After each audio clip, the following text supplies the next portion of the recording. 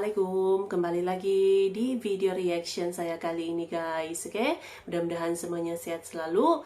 Nah, kali ini saya mau tengok video pembahasan tentang ini ya.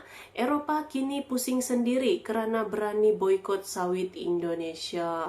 Jadi walaupun Uni Eropa ya melakukan aturan baru gitu terhadap sawit Indonesia gitu kan, tapi Indonesia tidak gentar ya. So, jangan lama-lama lagi, mari sama-sama tengok video ini. Let's go.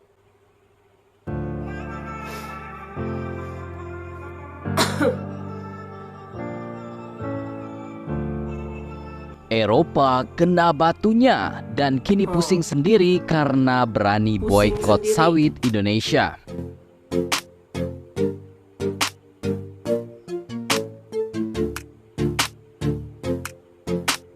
Undang-undang anti-deforestasi Uni Eropa yang menyasar produk sawit Indonesia telah membuat pengusaha di benua biru khawatir dan kebingungan.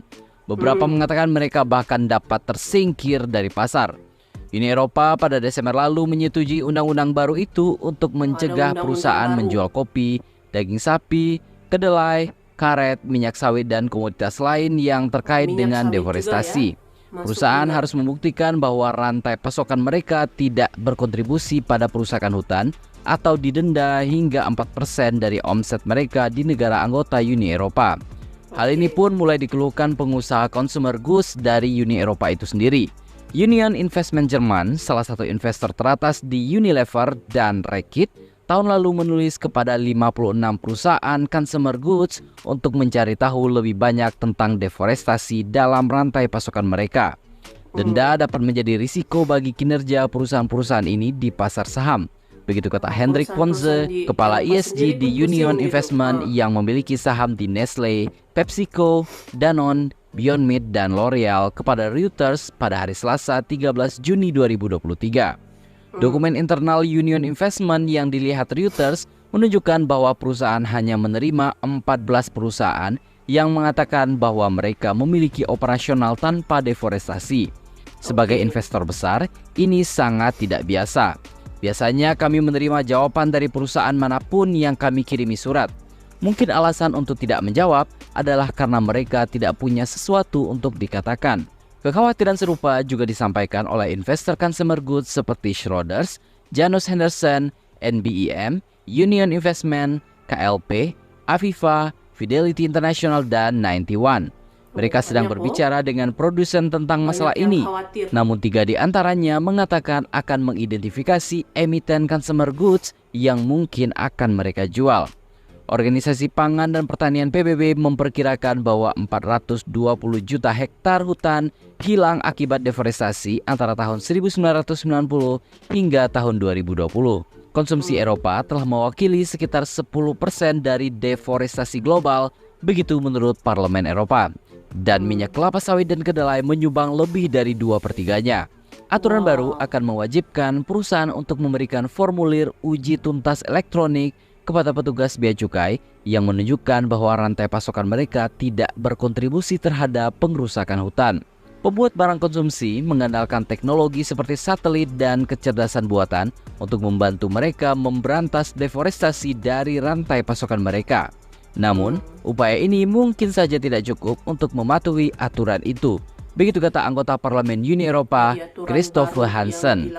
Meski begitu, beberapa perusahaan barang konsumsi besar mengatakan bahwa mereka hampir mencapai target nol deforestasi yang ambisius.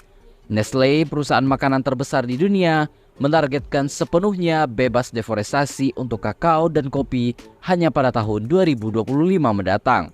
Unilever, pembuat sabun Dove dan es krim Ben & Jerry's, menargetkan rantai pasokan minyak kelapa sawit, kertas dan papan, teh, kedelai, dan kakao bebas dari deforestasi pada akhir tahun 2023 ini. Magdi Betato, kepala operasi di 2 anak usaha Nestle, yakni Nescafe dan KitKat, menganggap bahwa kecerdasan buatan dapat mempercepat proses ini. Ia menyebut akan fokus menggarap metode ini. Perlu diketahui, Eropa kerap melakukan serangan terhadap produk minyak sawit khususnya dari Indonesia. Mulai dari Black Campaign atau kampanye hitam lewat produk kemasan, hingga yang terakhir adalah Undang-Undang Deforestasi yang mulai berlaku 16 Mei 2023 yang lalu. Edi menyebut salah satu dari keunggulan minyak sawit Indonesia yang membuat Indonesia memblokirnya adalah minyak ini tidak akan rusak bila digunakan untuk menggoreng sampai dengan 100 derajat Celcius, sehingga hasil gorengan Itu bisa tetap kelebihan lebih minyak garing. sawit Indonesia. Hal ini berbanding terbalik dengan minyak nabati lainnya yang tidak bisa digunakan untuk menggoreng dengan suhu panas. Kalau minyak sawit itu dia tidak ya. akan rusak, sehingga hasil gorengannya bisa tetap crispy ataupun garing. Begitu ujar Edi. Selain itu, Edi menuturkan bahwa minyak sawit juga mengandung beta-karoten yang lebih tinggi dibandingkan dengan minyak nabati lainnya. Alasan mengapa harga minyak sawit bisa jauh lebih murah dibandingkan dengan harga minyak nabati lainnya karena produksi dari tanaman sawit itu sendiri yang lebih ekonomis, efisien, dan produktif dibandingkan dengan tanaman penghasil minyak nabati lainnya apapun. Itulah dia Sebagai kelebihan contoh, minyak saat sawit. ini tanaman sawit rata-rata produksinya bisa menghasilkan 4 ton per hektar per tahun. Wow, Sementara 4 tanaman ton ya penghasil minyak per nabati hektar. lainnya seperti rapeseed hanya bisa menghasilkan 900 kg saja per hektar per tahun. Maka dari itu, harga dari minyak goreng sawit kita bisa lebih murah dibandingkan dengan minyak nabati lainnya, di mana tanah yang dipakai pun 1:10 lebih kecil daripada kedelai. Penggunaan lahan sawit jauh lebih kecil dibandingkan minyak nabati lainnya. Mereka kalah bersaing karena minyak sawit kita jauh lebih ekonomis. Sementara lebih itu, ekonomis, Kepala Divisi ya. Perusahaan Badan Pengelola Dana Perkebunan Kelapa Sawit atau BPD PKS, Ahmad Maulizal Sutawijaya menambahkan, saat ini produktivitas dari minyak kelapa sawit sebagai minyak nabati masih belum bisa tergantikan oleh minyak nabati dari jenis tanaman lainnya, seperti minyak bunga matahari, minyak kedelai, hingga minyak jagung. Saat ini, produktivitas sawit sebagai minyak nabati belum bisa digantikan oleh minyak nabati dari jenis tanaman lain, termasuk rapeseed, soybean, bunga matahari, dan lainnya yang merupakan produk unggulan dari petani Eropa. Begitu ujarnya kepada CNBC Indonesia.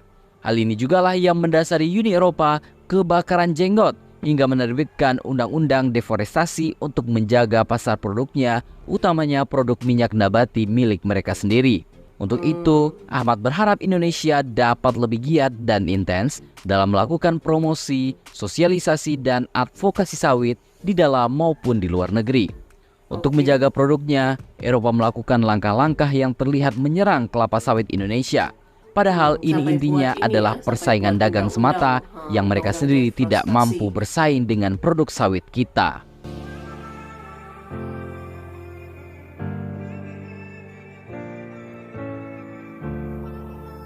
Dari sini kita bisa lihat bahwa sebenarnya dunia sangat membutuhkan kelapa sawit.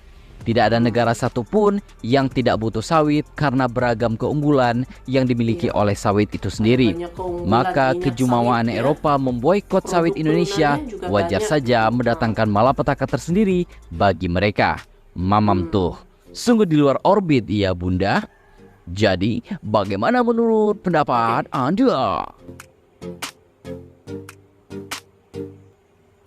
Oke guys, jadilah dia video pembahasannya ini.